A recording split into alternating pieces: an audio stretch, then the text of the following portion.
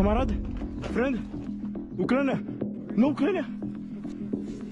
Hello and welcome to a new Ukraine war update. It's been some time and there's a lot to cover, so let's waste no time and get right into it. As always, if you appreciate the effort I put into this video, please show your support with a like and a comment. Thank you. The full 55-minute version of this video is available on my Telegram. The link is in the description. Recently, a number of videos have been released showing Ukrainian tanks destroying Russian armored personnel carriers at point-blank range. The Russian vehicles in these videos appear to be mostly BTR variants, whose armor is clearly no match for the main guns of Ukrainian tanks. As a result, the hits are devastating, as can clearly be seen. While the first two videos appear to be more recent, this one, showing a BTR charging directly into the field of fire of a Ukrainian tank, was labeled as archive footage, although no date was specified. During an intense one-on-one close-quarters fight in a trench, a Ukrainian soldier suddenly threw his helmet at the attacking Russian, who then gave up and fled the trench in a panic. The slow-motion replay shows it a bit more clearly, in case you missed it. Pretty brave move. This Russian soldier tried to intercept an incoming Ukrainian FPV drone by throwing a brick at it.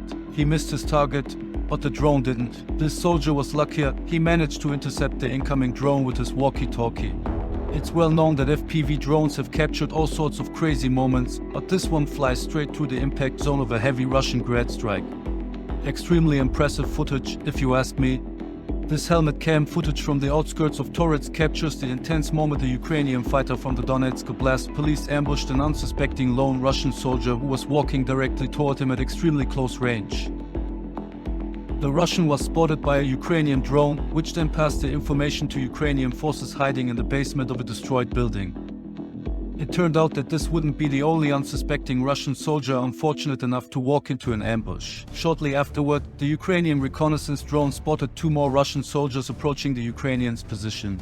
This intelligence advantage allowed the Ukrainian fighter to set up another ambush, this time less hasty and more deliberate. He opted for a sort of linear ambush, meaning he waited till they walked right into his field of fire. While he waited in position, the drone also recorded how the ambush unfolded from above, but I can't show that here. If you want to see the full footage, you can find it on my Telegram, the link is in the description. 2 years ago, I uploaded this video of a Wagner anti-air missile missing a Russian attack helicopter during the Wagner uprising. A newly surfaced archive video from the same event reveals that not all missiles fired that day missed, clearly showing a Russian Alligator helicopter being hit and shot down by an anti-air missile at close range. Apparently, there's also cockpit footage from the second helicopter capturing the incident.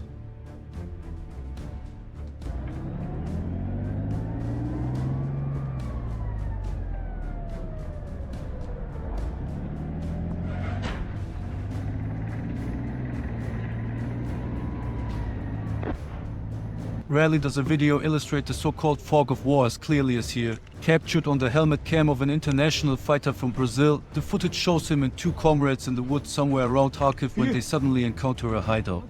Comrade, friend. A lone soldier emerges from it, and the situation is visibly tense, even though all those involved appear confused. While the Brazilian and his comrades initially believed the man to be a friendly soldier, the first doubts are now beginning to surface. They ask him if he's Ukrainian. Ukraine, Ukraine. Ukraine, no. Hey, Ukraine, no, no Ukraine.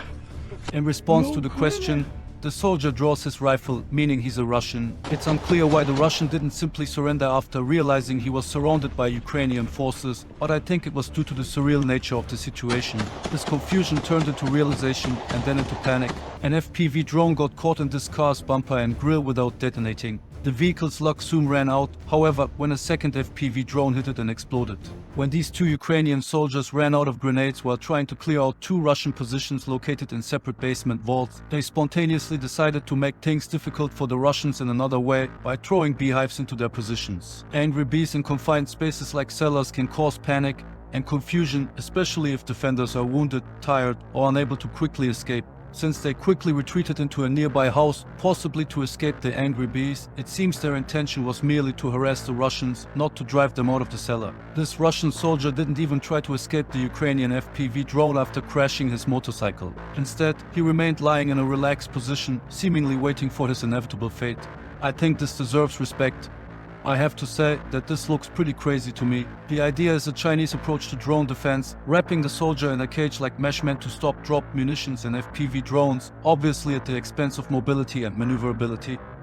This experimental personal anti-drone defense cage borrows its concept from the so-called cope cages used to protect armored vehicles from drones in Ukraine. While it appears capable of deflecting drone drop munitions, I doubt its effectiveness against FPV drones, especially those that can be remotely detonated. I definitely see meme potential here, but what's your take on it? Let me know in the comments. Soldiers usually end up on the losing side against FPV drones, and to be honest, I prefer showing the videos where their attacks failed. Like in this case, when a Russian fiber optics guided FPV drone crashed into a Ukrainian soldier's shelter, but failed to explode due to a malfunction. The Ukrainian soldier slowly pushed the barrel of his weapon out from cover while the drone bounced up and down, possibly because the operator was still trying to bring it to detonation. This goal aligned with the intentions of the Ukrainian soldier, who tried to hit it with gunfire several times before the drone lost connection, most likely because it eventually did detonate. This video clearly shows that these small FPV drones are essentially flying IEDs. In it, a Ukrainian operator lands his drone right in front of a Russian FPV operator's hideout, pretending to have lost control. After observing the scene for a little while, the Russian drone operator proceeded to pick up the Ukrainian drone, either thinking it had lost control or was a friendly one, since it hadn't detonated. A fatal mistake, as the Ukrainian operator remotely detonated the drone while it was in his hands. The deciding factor in an encounter with FPV drones is often nothing more than luck. Currently, there are some standard operating procedures to deal with them, but I'll address that another time. Because they are difficult to intercept with small arms fire, electronic anti-drone rifles often prove ineffective, and self-propelled anti-aircraft guns aren't available at the squad level. One approach against drones is to fight fire with fire, using so-called Interceptor drones. Here, you just saw a relatively new Russian hand-launched Interceptor drone in action. The basic concept behind them is simple. In the best-case scenario, once launched, they use automated targeting and artificial intelligence to intercept and crash into hostile drones. Most Interceptor drones have cigar-shaped main bodies, like the Shadow 3 Interceptor from Edge. This design offers aerodynamic efficiency, structural simplicity, and maneuverability. Essentially, it's like turning a missile into a drone without the high cost of a missile and with the added advantage that the drone can be recovered if the target disappears. Also, a surface-to-air missile can only be used against aerial targets, while the Shadow 3, for example, can also be used as a loitering munition against ground targets. It features computer vision navigation and target recognition, allowing for autonomous target acquisition and engagement. Here you see a Russian Su-34 that suffered a landing gear hydraulic failure and barely landed without it. During the slide, the left L-31 FM-1 engine tore away and the underside of the fuselage was badly abraded. The crew released the brake parachute just before contact and kept the aircraft precisely level, allowing the twin-engine jet to slide more than 600 meters on its reinforced belly. Russian sources say the jet is now out of commission pending lengthy depot repair. Both aircrew walked away unhurt.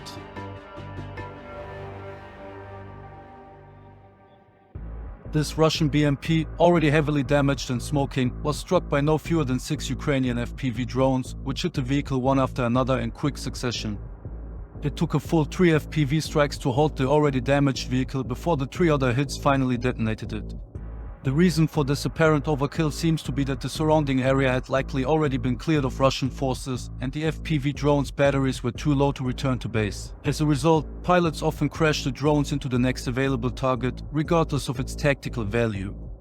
Depicted here is a group of Russian soldiers using e-scooters for transportation, who were engaged by Ukrainian FPV drones after being spotted by a Ukrainian surveillance drone. While the use of these vehicles might seem foolish at first glance due to their lack of protection, there are also valid reasons why they make sense as a means of transportation. They are extremely quiet, and since even smaller units are often dispersed over several kilometers, using them, especially in the rear, is more practical than walking. This is a video recorded by the camera of a Russian Shawhead drone as it navigates through an illuminated Ukrainian night sky. Tracer rounds and searchlights can be seen as it is on its way to later strike what looks like a freight station. Previous models of this drone type had no camera feed, but the feature has now been added, along with the option to launch the drones on the move, as seen in this clip. While the interception rate is relatively high, this type of drone remains effective at straining and oversaturating Ukrainian air defenses, as well as carrying out strikes on fixed targets. The concept behind it, however, is not new. I already reported on similar types of drones back in 2021. Among them were the Shadow 25 and Shadow 50, the larger, older siblings of the previously mentioned Shadow 3 from Edge Group. However, unlike the Shadow 3, which serves a dual role as both a drone interceptor and a small loitering munition, the Shadow 25 and Shadow 50 are more traditional loitering munitions, similar to the Shorehead. The key difference is that they were equipped with onboard video navigation from the start and are capable of autonomous operation. Technically, the Shadow 50 is even capable of landing again, as you can see here, quite untypical for a loitering munition of this type.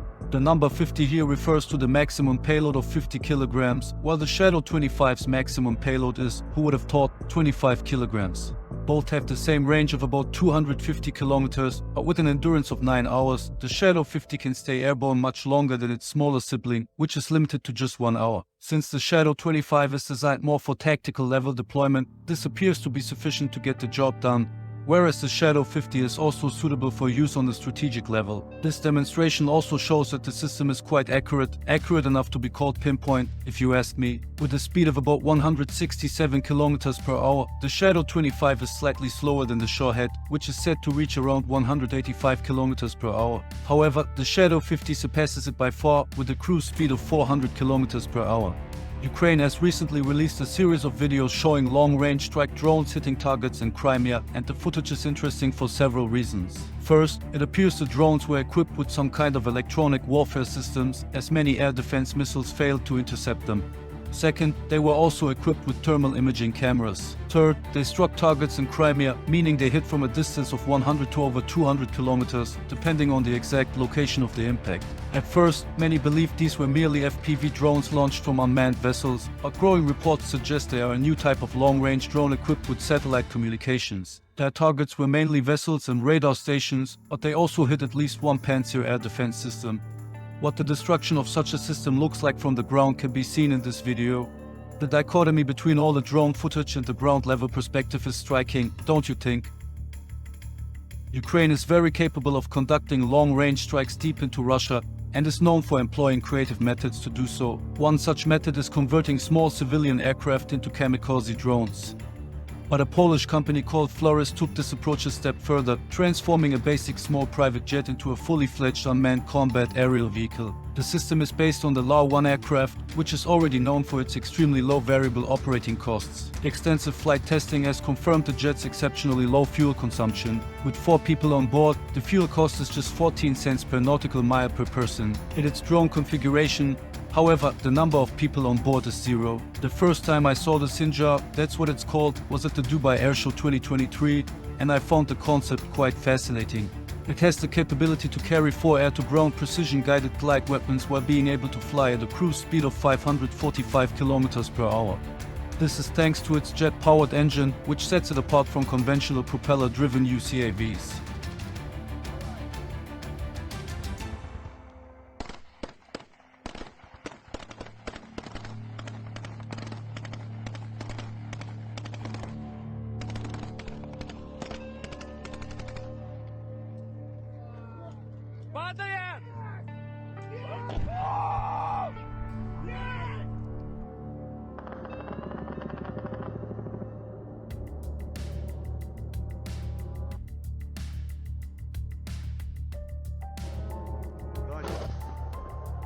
If you've watched this far, I really want to say thank you. I always find it important to express this, because you're the ones who motivate me to keep going, and your support truly means the world to me. If you've enjoyed the video so far, I'd be incredibly grateful if you could help me out with a like, comment, and share. It makes a huge difference with the YouTube algorithm, and believe me, I wouldn't say this if it weren't extremely important. It keeps me motivated, helps the videos reach more people, and supports the growth of the channel. To create this format, I literally have to go through hundreds, sometimes even thousands, of Telegram posts and watch hundreds of hours of videos to separate the wheat from the chaff for you. And that's when the real work begins. I have to add meaningful commentary and edit all the video material completely on my own. I'm doing the job of researcher, writer, editor and channel manager all by myself, and if you know what kind of stuff floats around on Telegram that I have to watch to make these videos, you'd understand that much of it is really not pleasant. Also, what you're seeing here are not even the full videos. My edits on Telegram are much longer, what means even more work for one person. I'm not saying this to fish for compliments, but to give you an honest look at the work that goes into these videos and why I sometimes need breaks or why certain uploads come a bit late. So drop a like and join my Telegram channel so I can finally hire some competent help and deliver even more and even better content for you. These two Russian soldiers, who were attacked by a Ukrainian FPV drone in an open field, had a lucky day when the warhead's fuse failed and the drone crashed to the ground without detonating.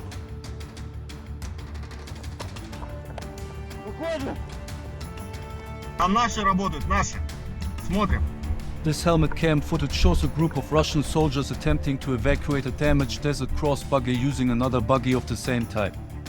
However, something is drawing their attention away from the task. Tense and alert, they watch the sky for threats from above in the form of drones. As the footage shows, it doesn't take long for them to arrive. Идем! The group begins to scatter and the soldier wearing the camera prepares to attempt to shoot down the unmanned aerial vehicle with his rifle. He fails, but luckily the drone misses and crashes into the ground in front of the first buggy.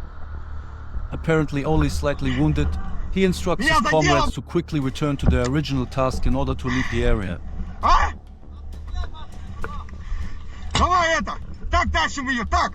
This helmet cam footage, captured in mid-March 2025, shows Russian troops during the recapture of Sudzha. It is the largest town held by Ukraine in Russia's Kursk region, and the subsequent Russian operation to recapture it forced Ukrainian forces to withdraw completely from most of Kursk Oblast.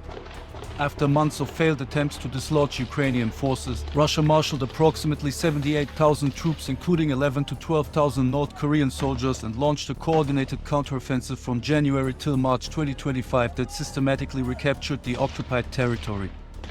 Thanks to my brilliant wisdom, ironically speaking, I assume most people are already aware of this. Therefore, I'll keep it brief so that no one can accuse me of concealing the issue.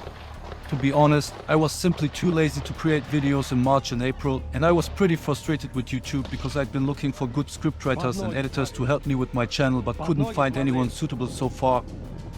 So anyone who feels up to the task is, of course, welcome to get in touch with me. If you speak English, can identify weapon systems and vehicles, distinguish between a tank and an IFV, understand basic tactical concepts, have an interest in security and geopolitics, and don't mind me sending you countless Telegram links to combat footage every day for you to comment on, then you're exactly the right person. Just check out the link in the description, and now back to topic. On March 8, 2025, Russian troops used a gas pipeline north of Sudzha to emerge behind Ukrainian lines and launch a surprise assault on defensive positions around the town. For this, Russian operatives traveled up to 15 kilometers inside the pipeline, spending several days underground before emerging. While Russia largely credited this operation with recapturing Kursk, the overall success of the counteroffensive in the Kursk region is rather attributable to a combination of Trump's week-long suspension of US intelligence sharing and military aid to Ukraine that was effective from March 5, 2025, following the Oval Office scandal and Russia's envelopment tactics, which forced Ukraine either to withdraw or to risk being encircled and decimated in high-intensity combat. This Russian drone video reportedly shows Russian strikes on a Ukrainian convoy just as it was about to leave the city of Sudzha. After the operation, even President Putin himself arrived in Kursk dressed in full military uniform. I believe that this is the first time during this war that we saw him like this. This helmet cam footage shows Ukrainian soldiers in a car being hunted by Russian FPV drones through the no man's land between Russia and Ukraine as they retreated from Kursk. Here a drone missed them, resulting in a close call. They sped down the road past numerous car wrecks, fully aware that they had to expect further drone attacks. They stopped, and a soldier tried to fend off another Russian FPV drone with a shotgun, but the attempt failed. This led him to switch to his assault rifle, with which he repeatedly tried to shoot down the drone as it made several passes overhead, but it evaded every shot. At least his use of the weapon seemed to keep the drone at a distance, preventing it from crashing directly into him or the vehicle immediately. This, however, only delayed the inevitable. The drone made one final dive toward the Ukrainian pickup truck, but miraculously didn't hit it directly. Instead, it crashed just in front of the vehicle, sparing the truck. Being left without transport would have been fatal for the soldiers in that situation, and fortunately for them their ride was spared, so they were able to quickly leave the area after the encounter. I think the fact that they drove past so many destroyed vehicles on the road shows just how lucky they were. What do you think? The loss of Kursk, however, did not deter the Ukrainians from launching another attempt to seize Russian territory, this time in Belgorod. Based on the limited amount of video footage from the area, it appears that the Ukrainians tried to replicate the Kursk operation. Mechanized formations, comprising a blend of Western and Eastern tanks, infantry fighting vehicles and specialized breaching equipment, punched through the defensive fortifications before fanning out on Russian soil. Mines were cleared with mine-clearing charges, and the Ukrainian Air Force deliberately destroyed bridges in Belgorod to disrupt and delay any Russian defensive response. For this, weapons such as the French precision-guided, rocket-assisted Hammer glide bombs were employed. For their part, the Russians employed heavy FAB glide bombs in an effort to destroy the Ukrainian units that had already dug themselves in on Russian soil. Glide bombs are conventional bomb bodies fitted with pop-out wings and guidance kits that let an aircraft release them dozens of kilometers from the target, then glide in autonomously. Their key advantage is standoff precision. They cost far less than cruise missiles, yet allow crews to strike defended targets without flying into the densest air defense zones. Smaller glide munitions such as Edge Group's Rash 3H can even be launched from compact UAVs like the Emirati Reaches or the Jib. The latter is extraordinarily cost-effective, costing only about $499,000, an astonishingly low price for a UAV of that size. The same approach can be applied to larger munitions and more sophisticated configurations, such as the L-Turret kit for Mk-80 aerial bombs. It is modular and contains a front section, the warheads, a wing kit, and a rear section. It has a range of up to 120 kilometers and, unlike the Russian FABs, can even engage moving targets. So far, it seems that Ukraine's efforts in the Belgorod region have not achieved the success their earlier Kursk offensive did.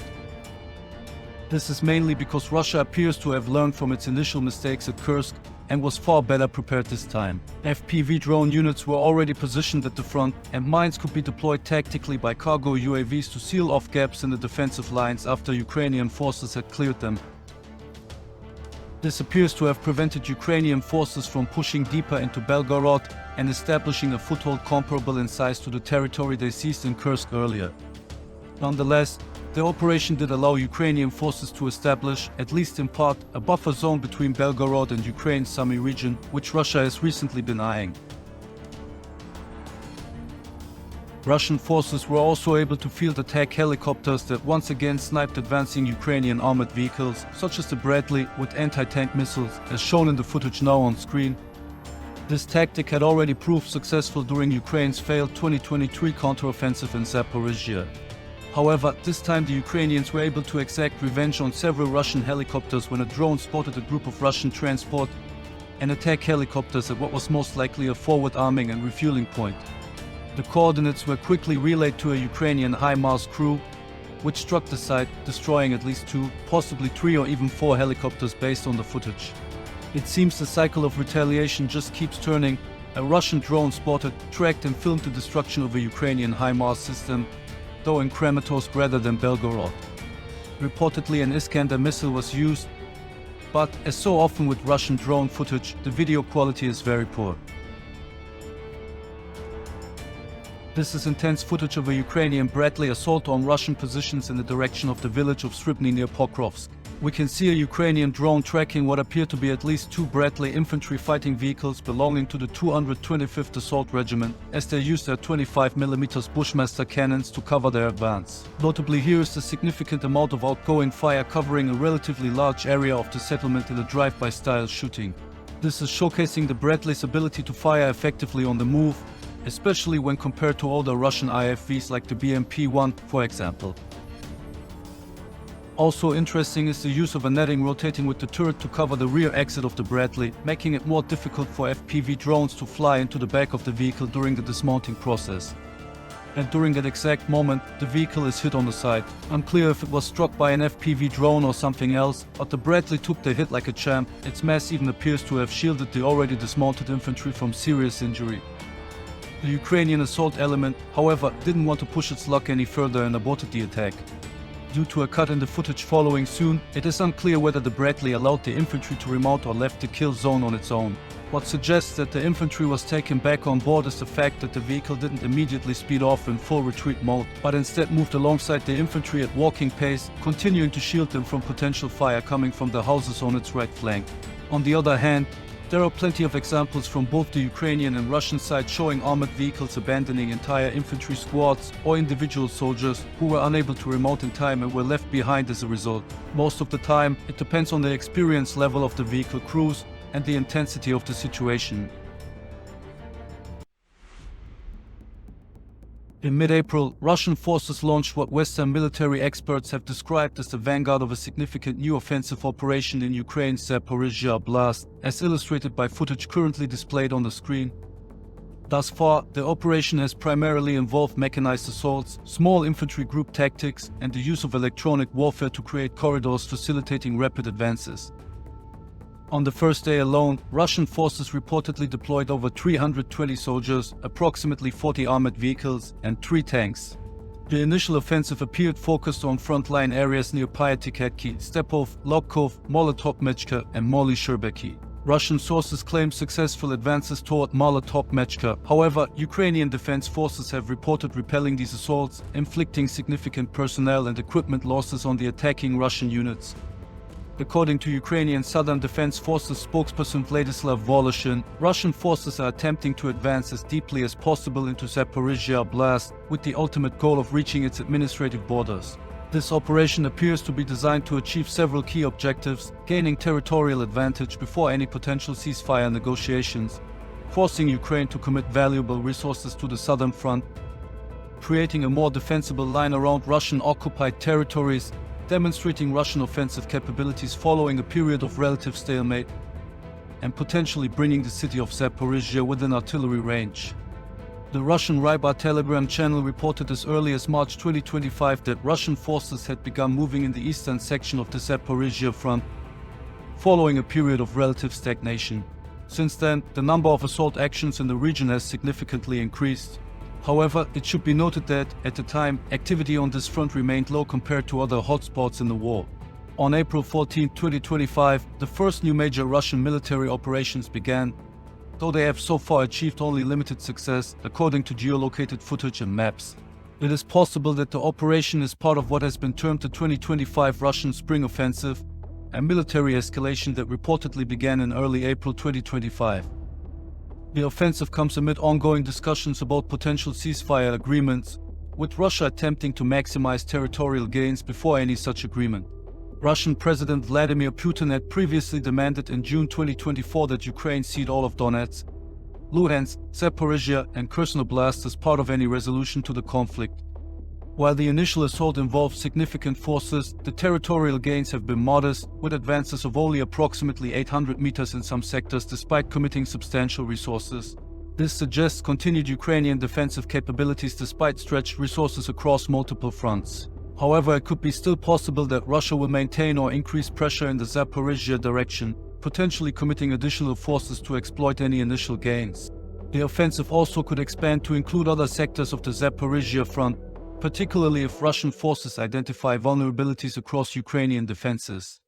This drone footage shows a stubborn donkey refusing to follow a Russian soldier. The soldier pulls on the leash of the pack animal, hoping to get it to move forward, but his efforts remain fruitless. Over the last couple of months, more and more short video clips have emerged showing Russian soldiers using horses and donkeys for transportation and logistics. While pro-Ukrainian voices attribute this to at least a partial local shortage of equipment at certain parts of the front, there are also a variety of other logical factors behind it. These animals offer several advantages. They leave no electronic signature, generate minimal heat detectable by thermal imaging, require no fuel, and can navigate difficult terrain better than most vehicles or unmanned ground systems. Additionally, they are merely supplementing, not replacing, the majority of Russian logistics. The same applies to the often mocked use of civilian cars by Russian forces. While it may look amusing, it can still make sense under certain circumstances. We should see it as a pragmatic willingness to adopt low-tech solutions where modern technology becomes increasingly vulnerable. This helmet cam footage from Kursk, for example, also shows Ukrainian troops using civilian cars for transportation. These vehicles have a much lower profile,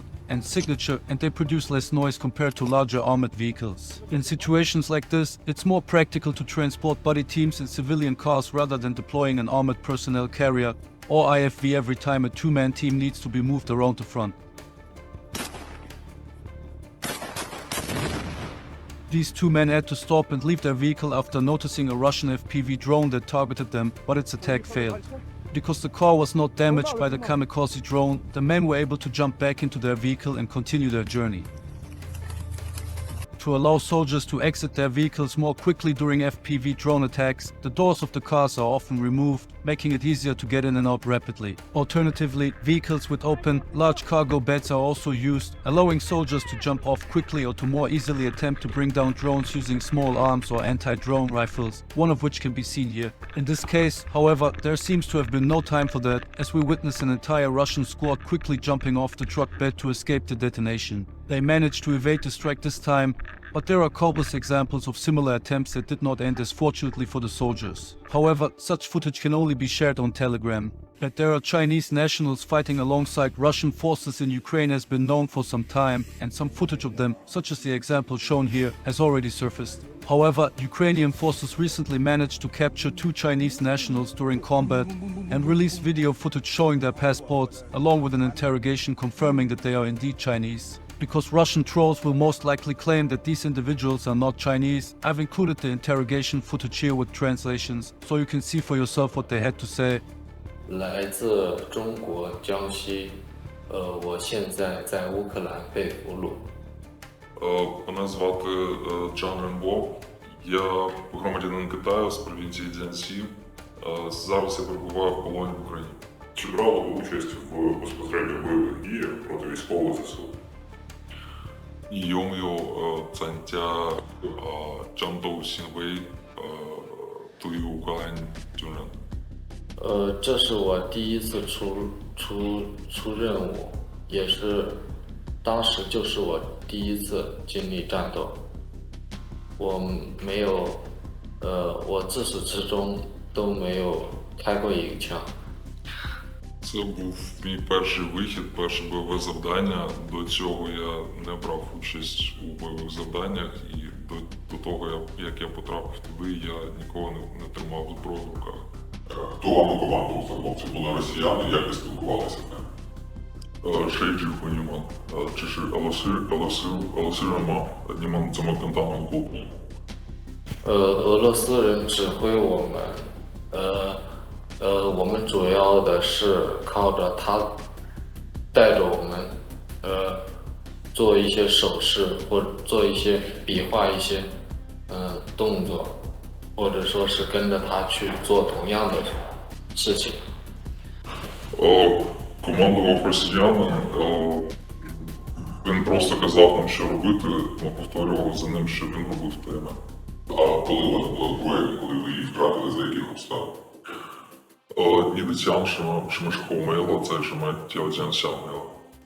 我的枪在那个当时有一块遮住我们的房子的那个木板下面被无人机给炸坏掉了。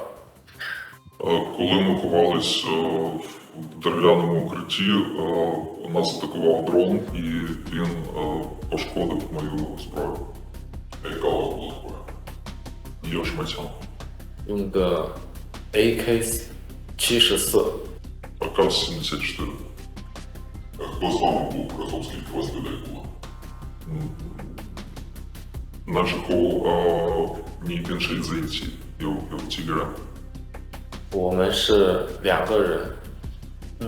В той момент нас було двоє. Хто це був? Шишей.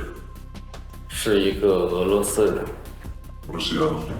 Чи можна сказати, що в полоні в Україні до вас ставляться краще, ніж в Росії, коли ви воювали за них? Că vă că ni целка pe фудиш хо то не твоя не целка не целка лоси чун ту джон то що хо тин методом тима. 我在被乌克兰俘虏，比在俄罗斯吃的更好，生活条件我们更安全，生活条件更好了。Тут в Україні мене готують краще, ніж в Росії. До мене ставляться краще і тут безпечніше. А ви хочете на повні? 你想不想被换了？我不想回到俄罗斯。 Я не хочу повернутися в Росію. А якщо обмін буде відбуватися, то що б ви хотіли, наприклад, залишитися в Україну чи повернутися, наприклад, в Китай? 如果会换一下，你想留下在武汉，还是回去到中国？我想回到中国。 Хочу повернутися в Китай. Коли ви приїхали в Росію, ви ж не звільнилися зі своєї роботи рятування, правильно? 你你知道俄罗斯的时候，你是不是没有离开你的工作？没有辞职，没有。没辞职。Вас шукають? 有人找你吗？我不知道有没有人找我。 Я не знаю, чи туди шукають. А ви не зв'язувалися з ними по інтернету? 有没有？已经打不进来了，电话，国内的电话已经打不进来了。国内的还是没有网络？对，国内的没有网络，国内的和在俄罗斯办的一张卡也没有网络。有 WiFi 的时候，你不会联系他们吗？有 WiFi 的时候少，我跟家里面打过一次视频，但是那时候我不敢告诉他们，我到了俄罗斯，当了兵，我怕他们担心。По-перше, більшу частину часу не було інтернету, по-друге, він лише один раз відправляв відео для батьків, але він не сказав, що він в Росії, не сказав, що він став солдатом, щоб вони не турбувалися. 我叫王广军， Ван Гуандзюн. Мене звати Ван Гуандзюн, я громадянин Китаю. Яка шанда? 中国河南省。 Джанчжоу. Я з провінції Хенань, місто Джанчжоу, мені 34 роки, і я зараз знаходжусь в Україні в полоні. В якому складі ви давали? 你们原来有小队有5个人，对吗？2个俄罗斯人，3个中国人，对吗？俄罗斯人队小队长死了，对吗？他是我刚才讲你可能没听明白啊，是我们不是散了吗？走散了啊，我们只有我和边女走在了一起，另外3个人有2个中国人，1个外国人，他们去到了不知道什么地方，我们又遇到了另外2个第10队的，我们是4队，他们是10队，我们在半路的荒野中遇到了。 那之后你是一个中国人，还有3个俄罗斯人，对，3个俄罗斯，就临时组的，然后就不知道什么情况就开始。这个3个俄罗斯人其中有没有你的小队的人？就边女，就他带着我投降的。其他的中国人他们都散了。我也不知道是死了还是。Вони здавались в трьох, це зам командира, який Пень чи якось так.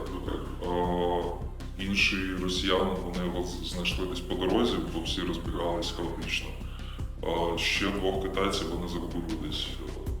А як ви кажете, що українці допомогли, врятували вам життя, що ви маєте на увазі? 你说乌克兰人救了你，怎么救了？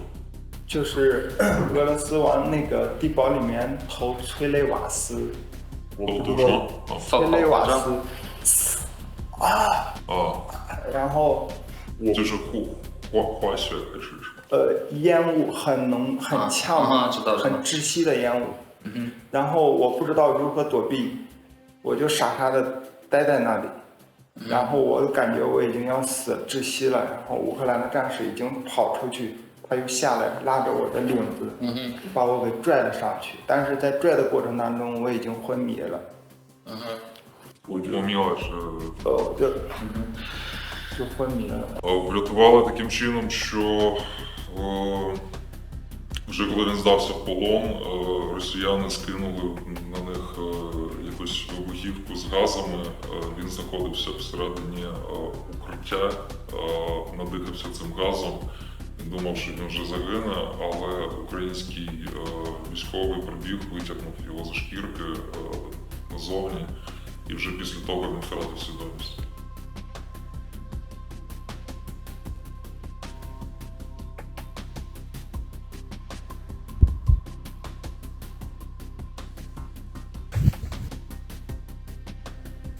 Ёбнула гусянка.